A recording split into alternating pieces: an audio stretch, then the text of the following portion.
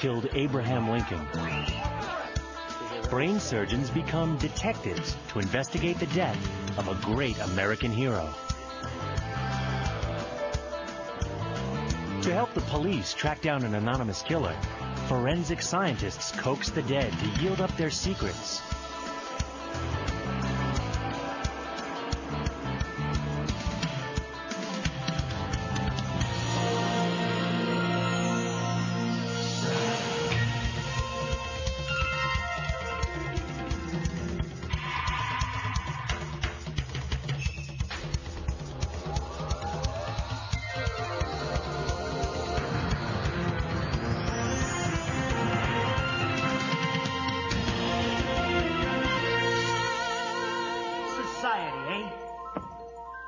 Well, I guess I know enough, old gal, to turn you inside out. You sockdologizing old man trap.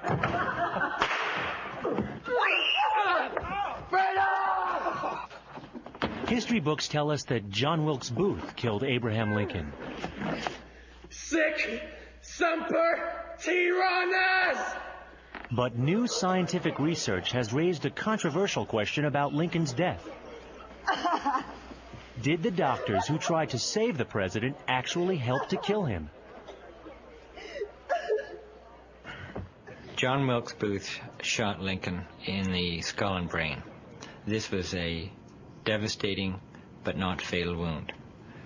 It was converted into a fatal category by Lincoln's doctors. There's no way that Lincoln could possibly have been saved, and the people that say that is true are just telling us falsehood. The controversy begins with the behavior of Dr. Charles Augustus Leal, the first physician to reach the wounded president.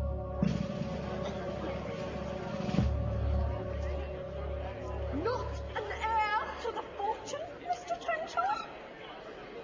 What? No fortune? This is Dr. Leal's version of what happened in Washington, D.C. the night of April 14, 1865. After the completion of my daily hospital duties, I hurried to Ford's Theater to see the play Our American Cousin. But I'm biling over with affections. I had been told that President Lincoln was to be present. Like apple sass over roast pork. Mr. Trenchard, will you please recollect, you are addressing my daughter in my presence. The last place vacant was a seat about 40 feet from the president's box. I had the best opportunity to distinctly see the full face of the president. I was profoundly impressed with his divine appearance.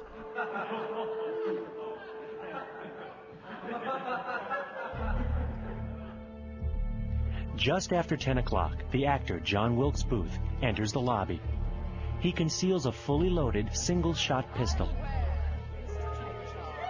Booth walks to the doorway outside the president's box. He waits for the big laugh line coming in Act 3, Scene 2. You sockdologizing old man trap!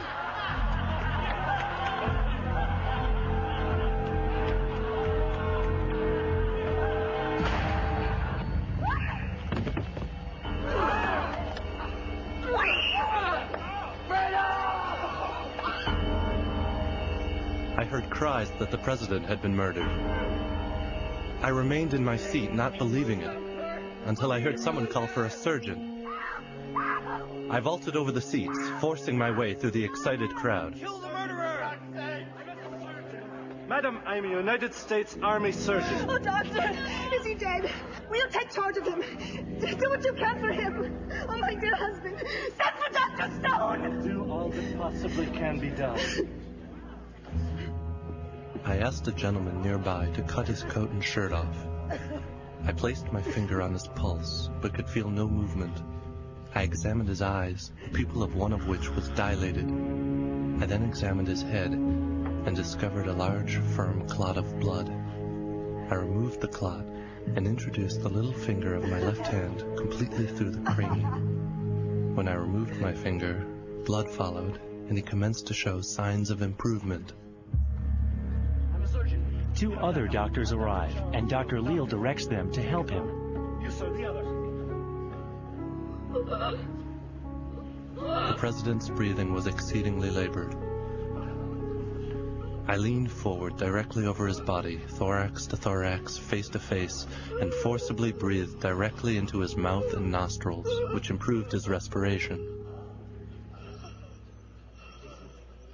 The wound is mortal. He cannot possibly recover. I was asked to place him in a carriage and remove him to the White House. This I refused to do, being fearful that he would die as soon as he would be placed in an upright position. Instead, the doctors carry Lincoln into this nearby boarding house. They take him into a room, lay him on the bed, and strip off his clothes. They hunt for more wounds, but find none. Dr. Leal again probes Lincoln's head wound with his finger. I cleared the opening of clotted blood and pushed forward the button of bone, which acted as a valve, permitted the oozing of blood, and relieved pressure on the brain. Around 10:30, Lincoln's personal physician, Dr. Robert Stone, arrives, followed soon by the Surgeon General, Dr. Joseph Barnes. They take charge from Dr. Leal. Their actions have also provoked controversy. They explore Lincoln's wound with their fingers and a metal probe.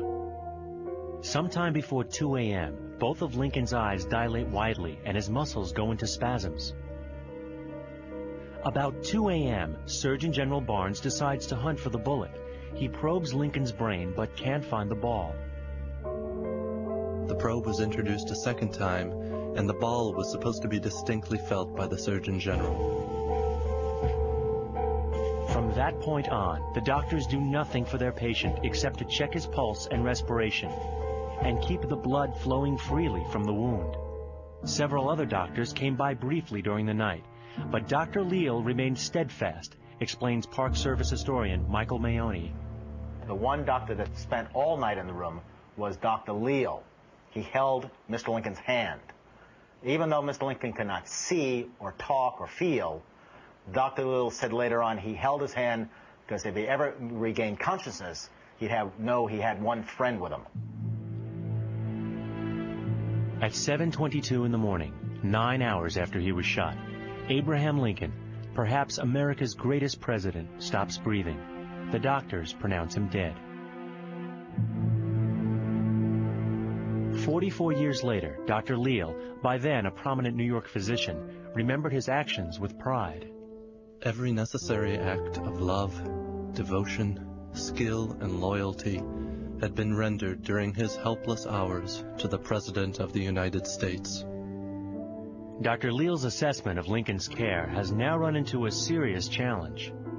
I think that if the doctors had simply watched him and done nothing more than that, he would have survived. Criticism comes mainly from Dr. Richard Frazier, professor of neurosurgery at New York Hospital. What we're doing here is a temporal craniotomy, which is a very standard approach to get to the temporal lobe of the brain. In this case, we have to get medial to the temporal lobe of the brain because the tumor is on the medial side. Far better than Lincoln's doctors, modern neurosurgeons understand how dangerous it can be to intervene in the brain. Antibiotic, please. I tell my residents, brain surgery is like any other surgical specialty, save for one key difference, and only one, and that is our capacity to cause harm. Technically, we're now inside the cranial vault. This is a thin area of the skull. On the other hand, scientists also know now that the brain can survive an enormous amount of injury. Can I have a Roton 6, please? In this operation, for example, Dr. Frazier wants to reach a tumor in the patient's left frontal lobe. That's bone right there. You see bone edge? Can I have a Roton 6, please? To do so, he must cut away some of the healthy brain tissue. His patient will be fine. This is a CAT scan of somebody who was brought into our emergency room who came in saying, somebody shot me in the head. He was greeted with disbelief by our house staff. And it was only when he was examined and a CAT scan was done that we realized he'd had an injury to the brain with the bullet actually hitting the inner table of the skull and then bouncing back. People look at this and say, well, doctor, you didn't take the bullet out? And no, we didn't take the bullet out. There's no necessity to remove a bullet under these circumstances. I think this patient probably lost a few percentage points on his IQ, but not much more than that. Head injuries can kill if they destroy or damage the brainstem, which controls vital bodily functions. Robert Kennedy, for example, was shot in the brainstem. His doctors couldn't save him. If a bullet misses the brainstem, it can kill by another means, raised intracranial pressure. Head injuries cause the brain to swell, squeezing it against the skull. As this intracranial pressure builds, it can choke off the supply of blood or damage the brainstem. This is a classic example of a major head injury without the specter of raised intracranial pressure. Brain and blood are spontaneously leaking out of this horrible wound and thereby relieving the intracranial pressure. And the next slide shows you this patient well after he's left the hospital and he's come back for a visit, and he's an awake, alert, perfect kid. He's got an injury so that he can't open one eye well, but even that in time clears up. What do we know of Lincoln's wound? An autopsy on the president's brain took place a few hours after he died. The bullet had entered the thickest part of the skull, a few inches behind the left ear, and nicked a major vein. Clotted blood covered the right hemisphere and filled the ventricles. A thin line of clotted blood indicated the track of the bullet. Remarkably, the doctors disagreed where the track led. Two of them reported that the bullet remained in the left hemisphere, ending up behind Lincoln's left eye. Two other doctors insisted that the bullet crossed over from the left side into the right, lodging behind the right eye. In both cases, it missed the brainstem. Either way, it makes no difference. Both descriptions do not describe any fatal injury to the brain. What the autopsy reveals is that Lincoln died from raised intracranial pressure brought on gradually by bleeding and tissue damage. Was the bullet that Booth fired capable of this much destruction? To find out, we must look at ballistics. This Army ballistics film compares the destructive force of different bullets fired at different speeds. The first weapon tested is the .44 caliber Model 1860 Colt Army revolver. Its bullet measures nearly half an inch in diameter and travels 615 feet per second. Its target, a bone, embedded in a block of gelatin with the consistency of human tissue. The bullet creates a temporary cavity in the gelatin. Then, as in the brain, the cavity collapses back, leaving a much smaller permanent track.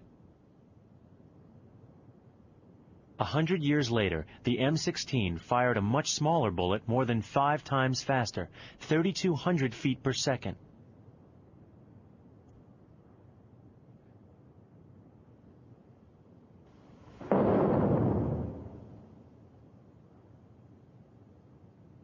The result confirms a basic law of physics.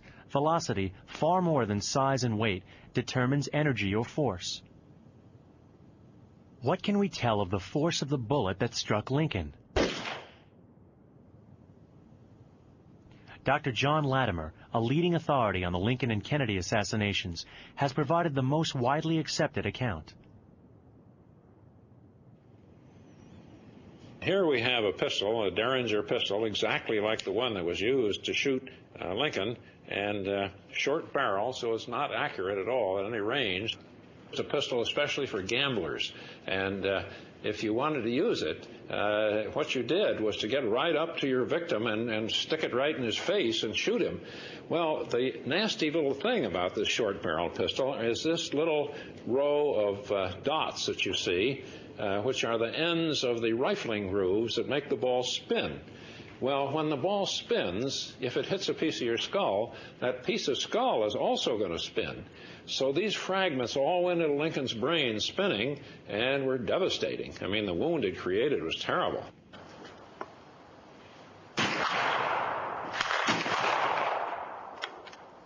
At this shooting range, ballistics expert Joseph Bilby tests Dr. Latimer's assertion.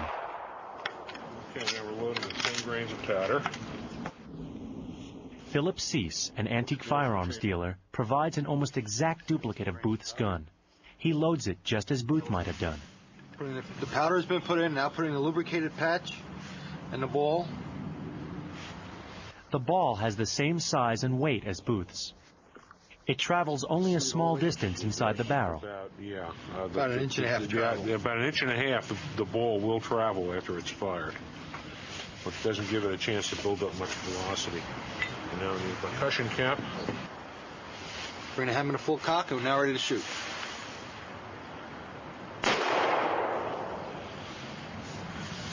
To measure the speed of the bullet, they use a ballistics chronograph. Photosensors at each end of the device will clock the bullet as it passes over. The speed measures 210 feet per second. That's very low velocity, less than an air gun's. Crouch down. How will 50% more powder affect the speed of the ball? At 273 feet per second, and in 2 other tests, the bullet's force remains only barely sufficient to penetrate a skull.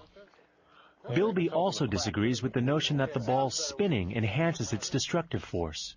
The spinning that is imparted to the projectile by the rifling is purely to enhance its accuracy. It has absolutely nothing to do with the terminal effect of the bullet when it hits something. And I doubt it would enhance its deadliness at all. The bullet did not even go all the way through the brain. And clearly, this low-velocity missile had expended most of its energy in hitting the thickest point of the skull, which is the occipital region. Modern science tells us that this head wound may have been survivable. What did medical science know at the time of Lincoln's death? Well, I guess I know enough, old gal, to turn you inside out. You suckdologizing old man trap.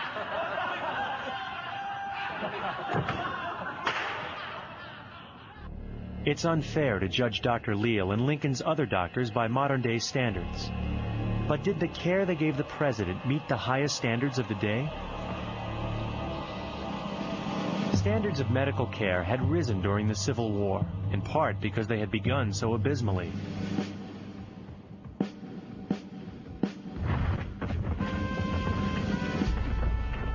Advances in weaponry created horrendous wounds. The sheer number of casualties, hundreds of thousands, overwhelmed ill-prepared doctors.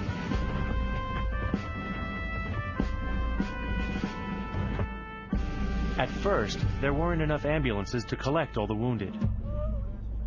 Eventually, more ambulances were added and field hospitals were set up behind the lines.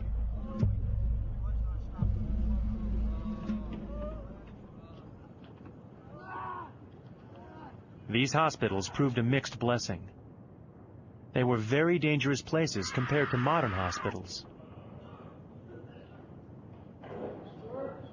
Doctors knew nothing of germs and spread infection from patient to patient.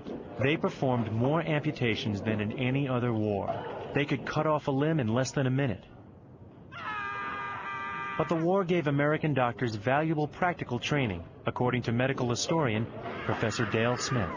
During the Civil War, American physicians experienced their first knowledge with major trauma frequently. Your average general practitioner may have seen an occasional broken bone, but nothing like the compound comminuted fracture that results from a mini ball. They were learning anatomy that they had only heard about, and now they were learning it firsthand by having to find the vessel and tie it off.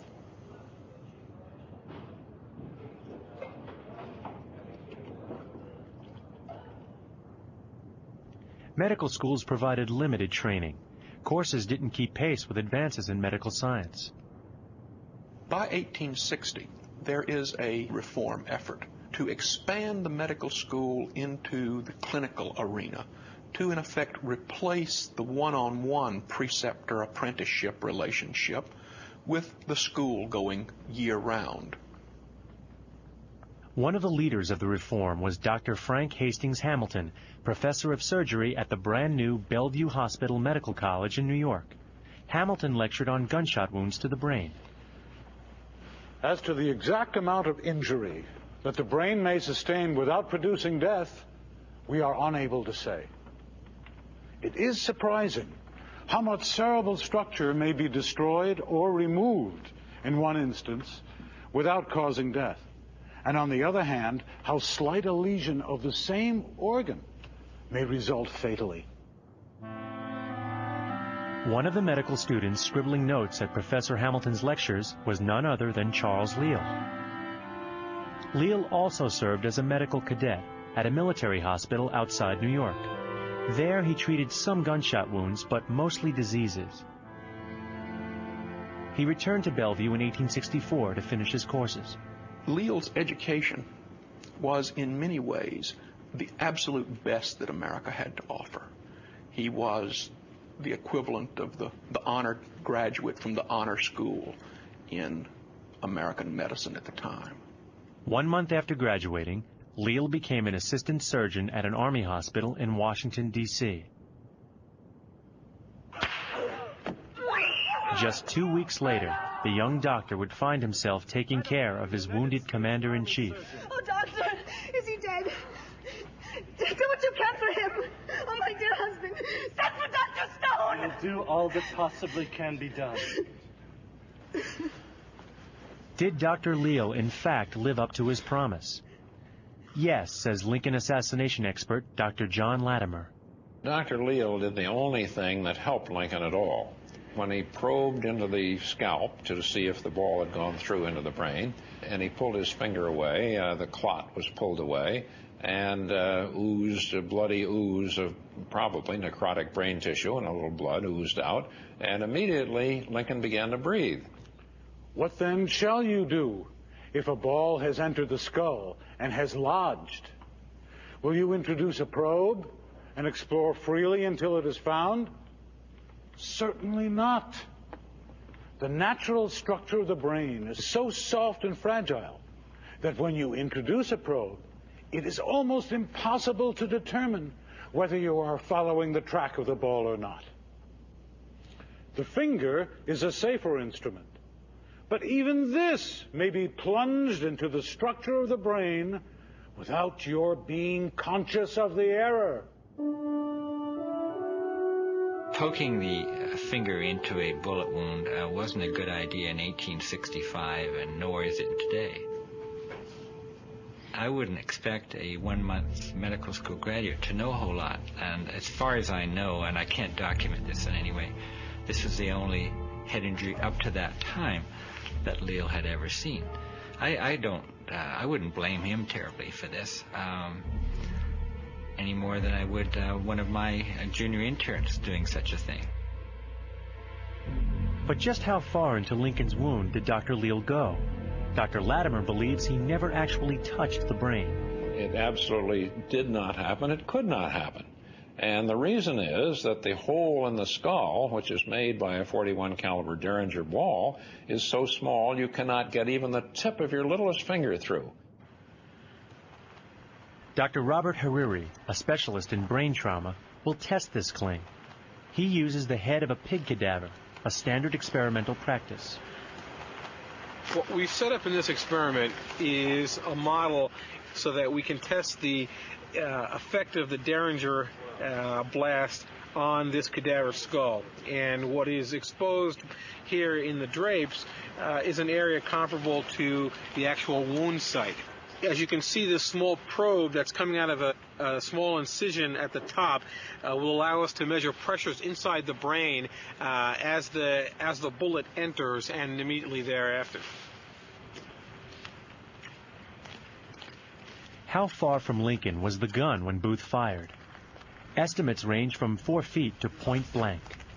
This shot is from about 18 inches.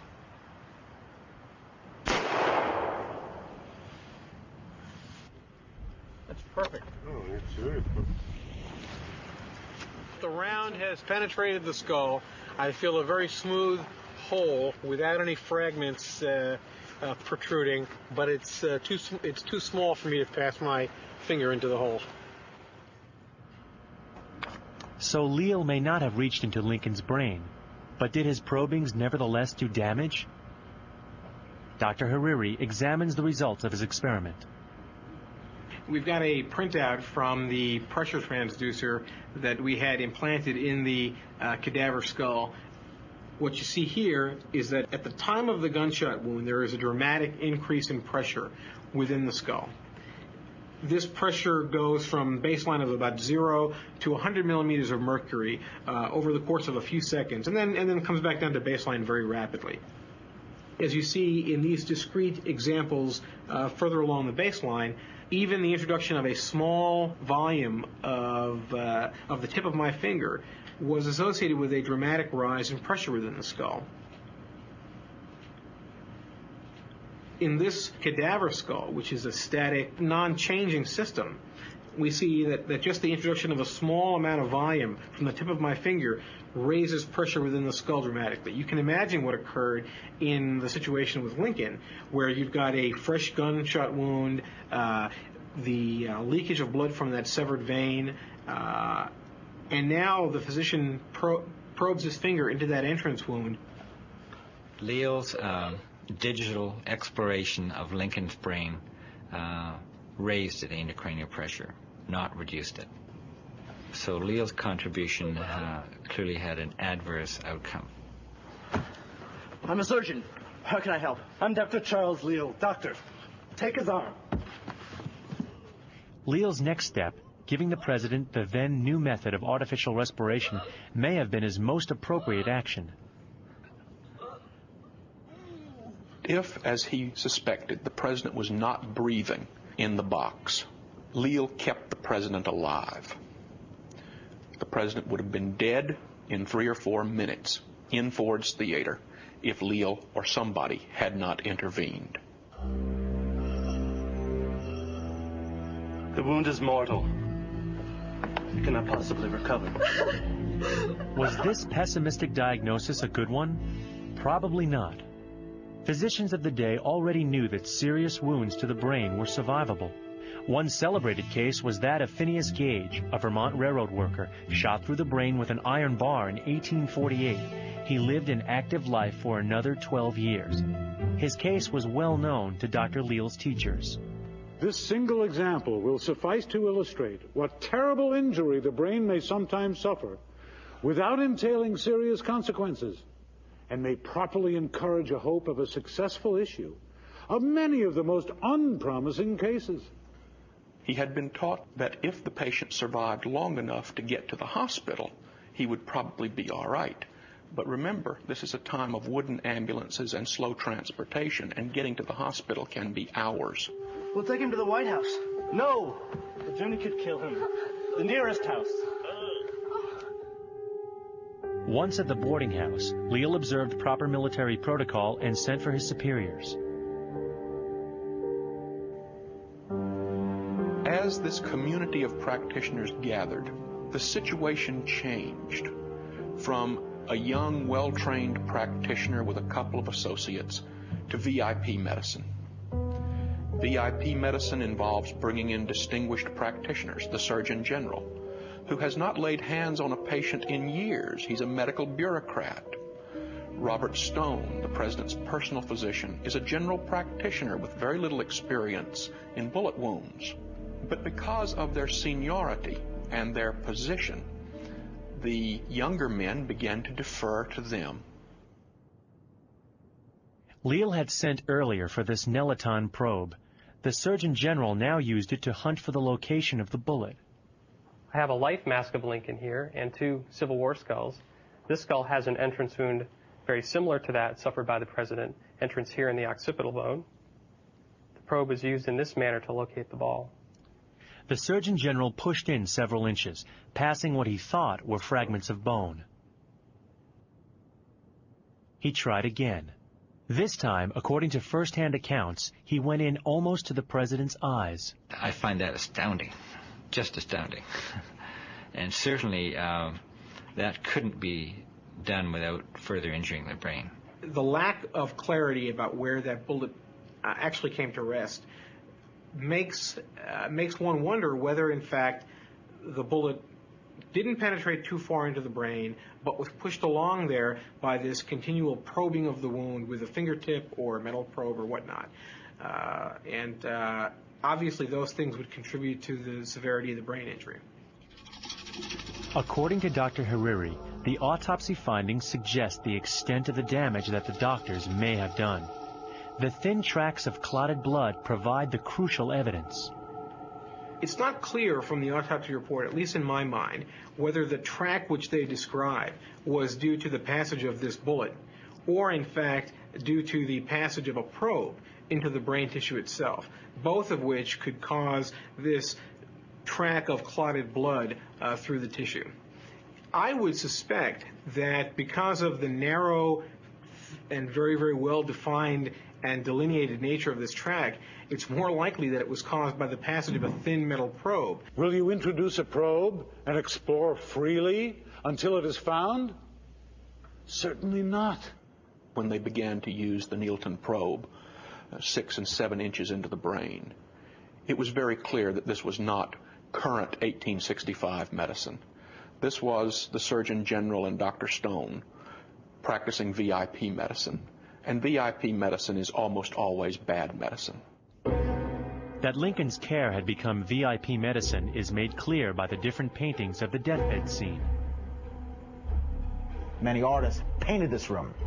And with all those different paintings, I know of at least 14 paintings, many people refer to this room as the rubber room. It got bigger and bigger as each painting came down the line. The flood of high-profile visitors who came and went during the night only made the doctor's job even more difficult. They needed to be seen doing everything they could for their famous patient. He was such a luminous figure that I think if he came into our emergency room today, there might be a lot of erroneous judgments made.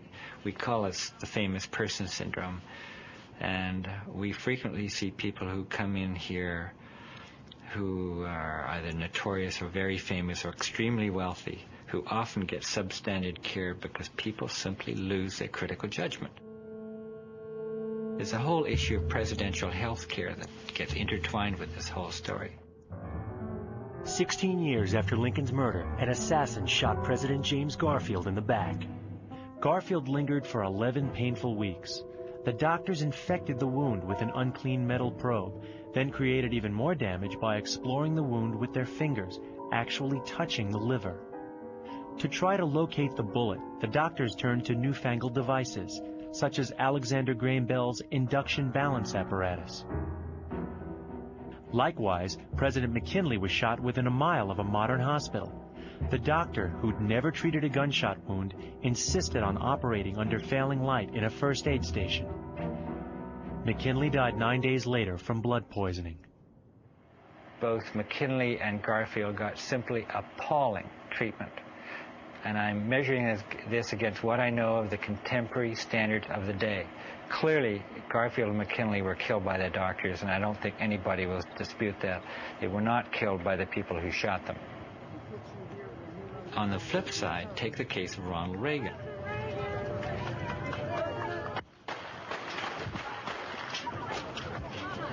President Reagan was shot in the chest. The Secret Service rushed him to the emergency room of a major metropolitan hospital that handled lots of gunshot wounds. And he was treated like anybody else.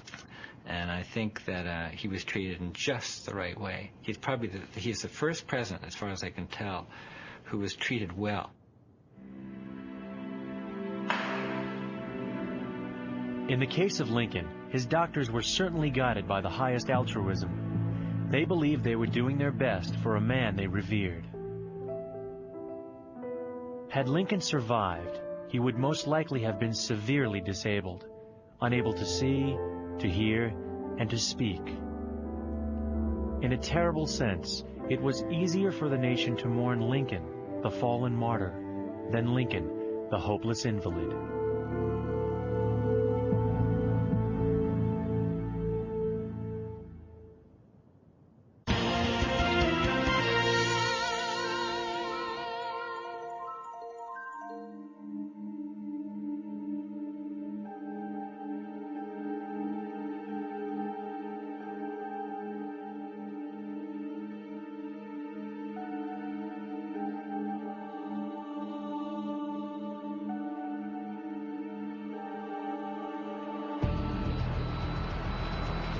When the police want to solve a murder, they call in a team of forensic scientists, and the first one they call is the medical examiner. Dr. Stanton Kessler and his team of forensic technicians arrive at a railroad underpass.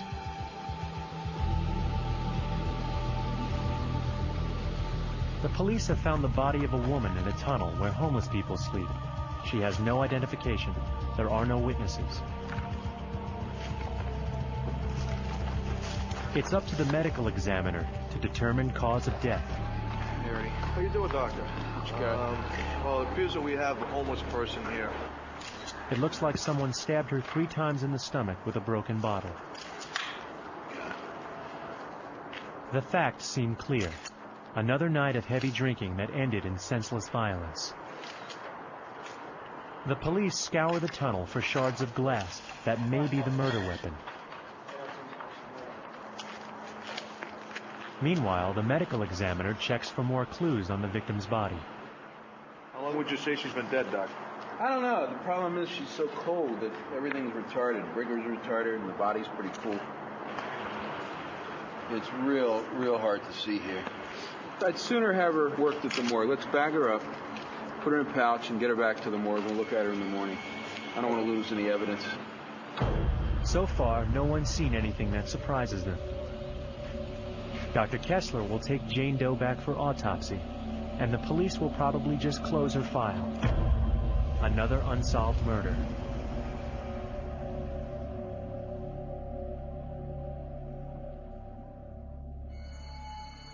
Centuries ago, before there were medical examiners, there were coroners. Their main job was to collect taxes for the king. If a person committed suicide, his property reverted to the king, so the coroner's job was to decide how a person died. But it was all guesswork. Medical science played no part in the proceedings. Things didn't change much until about 100 years ago.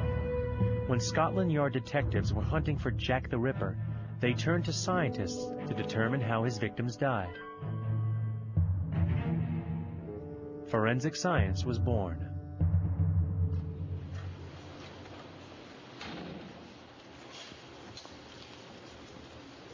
The Massachusetts medical examiner autopsies a body only when death comes unnaturally, by suicide, accident, or homicide.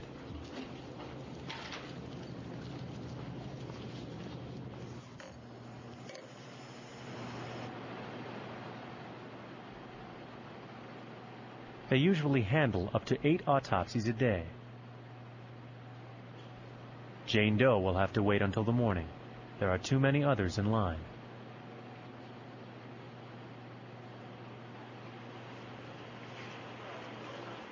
"9 a.m. In the controlled environment of the autopsy room, Dr. Kessler and his team go over the body one more time for clues. It's an unusual tattoo. It's a sword and coming out of a rose with a snake coming out of it. Wrapped there. It looks like a rattlesnake. So probably a Midwestern. Just look at her hands. She's still in a little bit of rigor. In the dark, I didn't see it that well, but this woman had very well-groomed fingernails. I'm saying, God, this doesn't look right to me. The body was relatively in good shape. She was clean, thin, muscular, probably mid-30s to late 30s, well-groomed, and somehow just didn't look like your typical homeless person. She's got, it looks like Diane S. It looks like a phone number underneath in the palm. And when we turned her over, I noticed in the back of her head was a mark that looked like an imprint. Way up in the back of her neck, it looked like a piece of jewelry. It was either a ring imprint or a coin imprint. It just was unusual. I said, this is very suspicious to me. I started looking very carefully, and I pulled the eyelids open, and I looked into the whites of the eyes. And on the whites of her eyes are these little tiny purple-red dots we call petechiae. Why in the hell does she have petechiae? Now, to me, petechiae are indicative of somebody being strangled. So now I've got 3 stab wounds on the belly, like they were made with a wine bottle. I've got also petechiae in the eyes, and I'm thinking something's wrong here. Something doesn't make sense. I don't want to, let's just stop the autopsy. Look, instead of going any further, take her over to Trace. I'll get Kenny Martin on this. This just doesn't make sense. We can't go ahead with this autopsy. They wheel the body across the hall to the trace evidence room.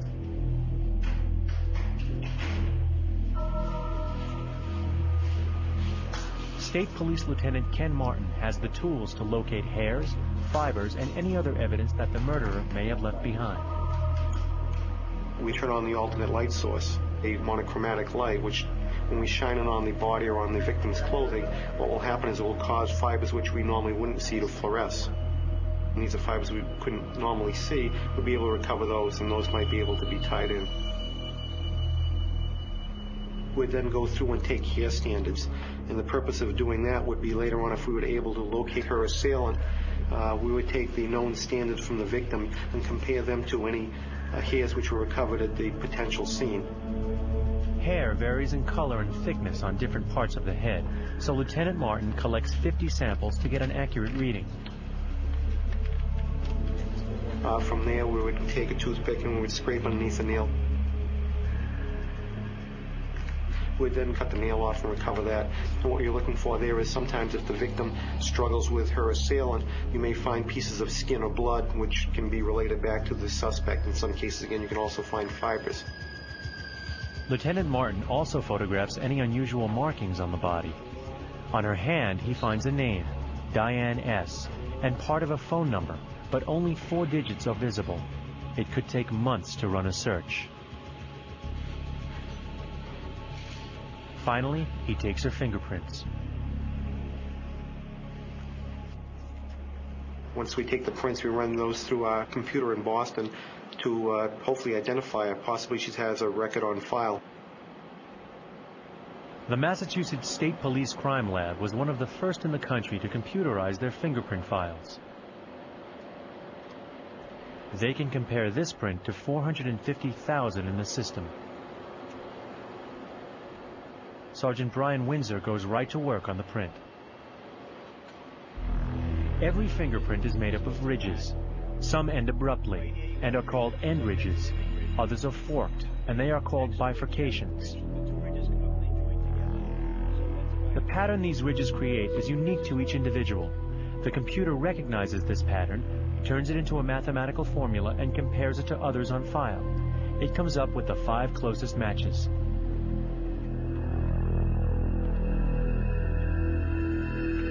This time, the computer finds no match. The victim has never been fingerprinted in Massachusetts.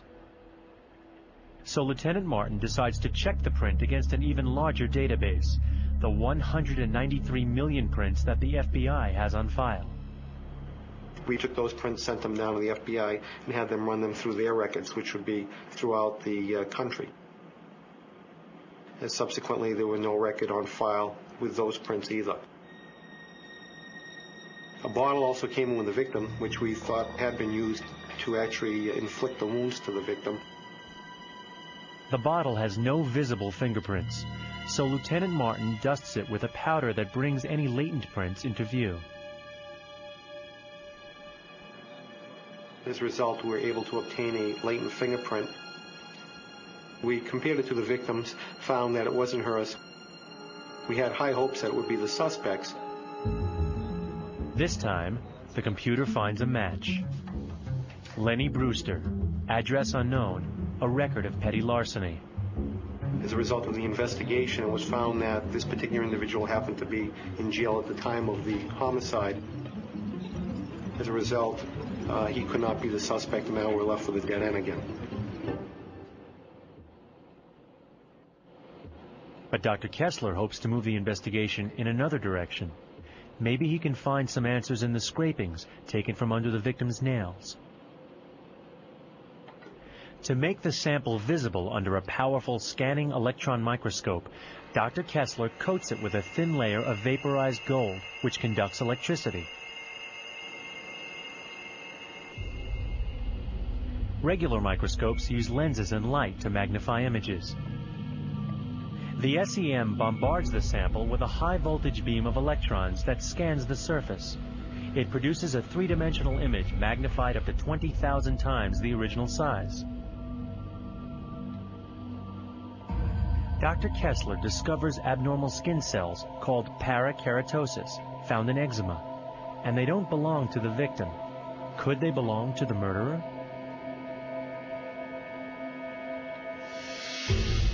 Meanwhile, at the state police lab, a forensic chemist analyzes a fiber found on the victim's body. He identifies it as a thread from an acrylic carpet. But there is something unusual about it. A normal thread is smooth. This one balloons out at the top. He suspects the carpet was chemically treated. A small detail, but no piece of evidence is insignificant when putting together a forensic puzzle.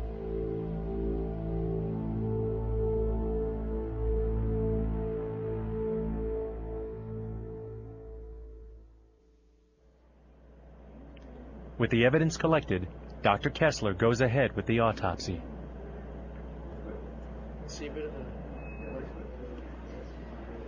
I open the abdominal cavity, and I'm expecting to find a lot of blood.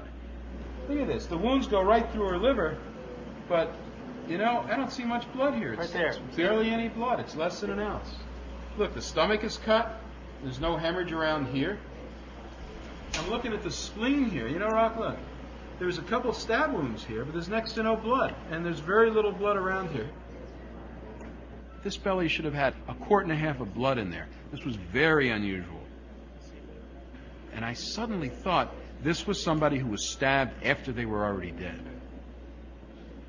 I dissected the neck, and I noticed that the organs in the neck, the muscles in the neck, were very congested, as if the flow from the brain and the face down back to the heart was stopped. And then all these cartilages up here, the thyroid cartilage right in the tip here, it's broken. See, it's busted? And there's hemorrhage in here. This put together with the congestion and the petechiae just made all the sense in the world that this woman was really strangled and dragged, and all the marks in the abdomen were post-mortem, made after she was dead. Now we had a hot homicide that was dummied up to make it look like it was a homeless person. The police step up their investigation, but there are no leads, no suspects, and still no ID on the victim.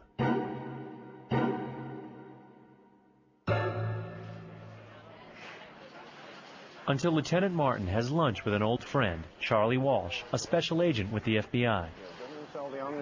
Yeah, he does too. But I'm saying, I think that I just couldn't get this case off my mind, so I told Charlie about it. I have these photos that I